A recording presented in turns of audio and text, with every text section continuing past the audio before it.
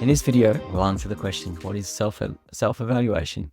We'll look at some examples of self-evaluation, talk about the implications for the classroom and when to teach self-evaluation. So what is self-evaluation? Self-assessment and self-evaluation have a lot in common. They're the same thing in terms of what they're trying to achieve, which is simply to evaluate success or failure, okay? Or evaluate the level of success is probably a better way to think about it. Self-evaluation is very closely aligned with or flows on from self-monitoring. There's a sort of a very blurry line between the two. So that's why I've said here self-monitoring's cousin, because they are closely related. I mentioned that self-evaluation is an evaluation of the level of success, which is here, the evaluation of success. Did I achieve my goal is a question that a student might ask themselves. How successful was I? So really thinking about the sort of level at which they've achieved success. It's some sort of assessment of the outcome, okay? Have I met the standard?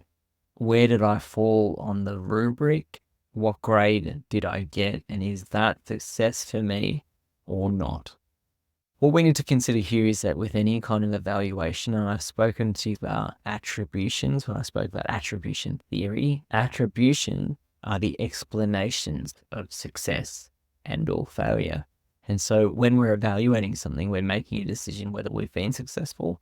And then what directly follows that is some sort of explanation as to why, in this instance, we were either successful or not so successful.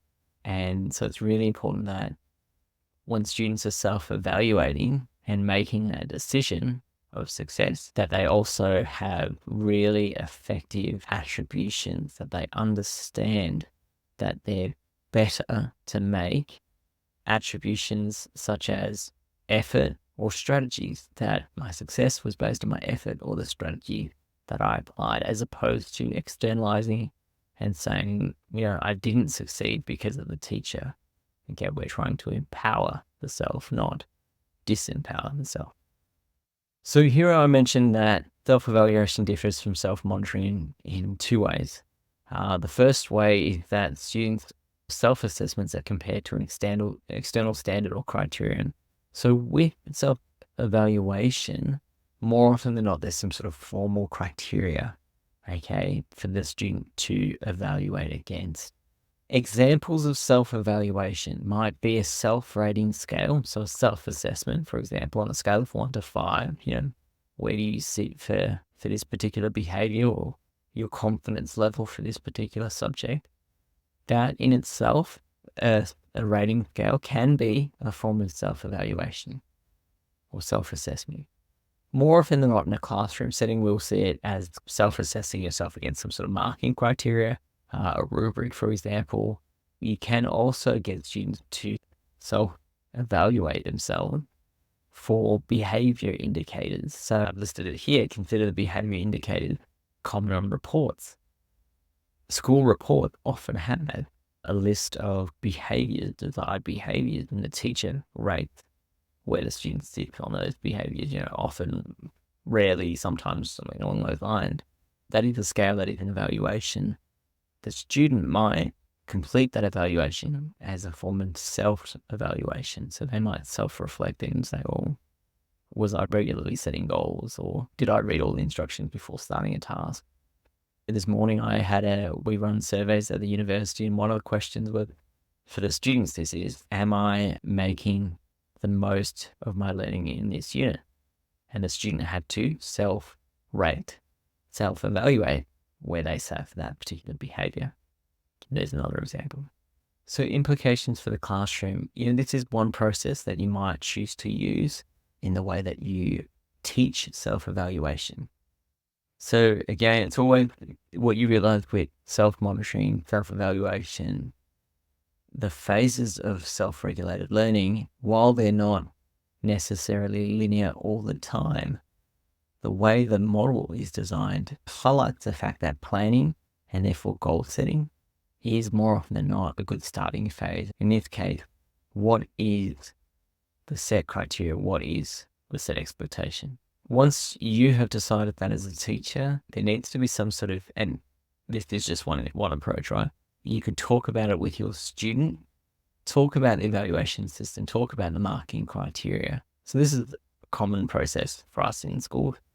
We decide on the marking criteria, then we share the marking criteria with the students, and we unpack that. And then they go and do the assessment task, and we assess them. And sometimes that's it. With self-evaluation, there needs to be, when we're teaching it, there needs to be some sort of moderated evaluation process, which means not moderated at the teacher level, but moderated across the student and teacher level. So that could be giving the students kind of different examples of pieces of work and getting them to practice evaluating that piece of work against the rubric criteria so that they're getting better at how to use the criteria, how to apply the criteria to a particular task. You're also marking it and you're moderating together. So you're discussing what the differences are and the similarities are between the way you approached it and interpreted the criteria and the way the students approached it and interpreted the criteria. What you want to do is get really a shared understanding of what the target behavior, what the goal or what the expectation is, and that they're clear on that, and therefore the student individually have a good understanding of what it means to meet that criteria.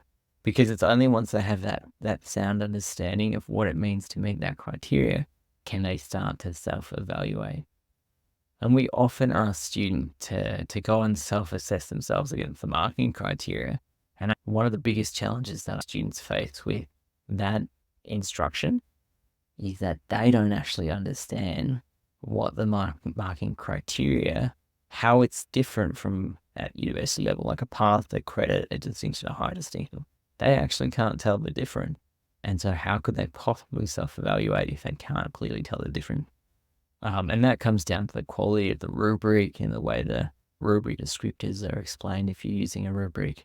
But that's one approach to helping a student improve their self-evaluation, is really having them very clearly understand the set of criteria around a target behavior or an expectation around a task performance, and helping them develop an understanding and practice the skill of marking either someone else's work or themselves against that criteria.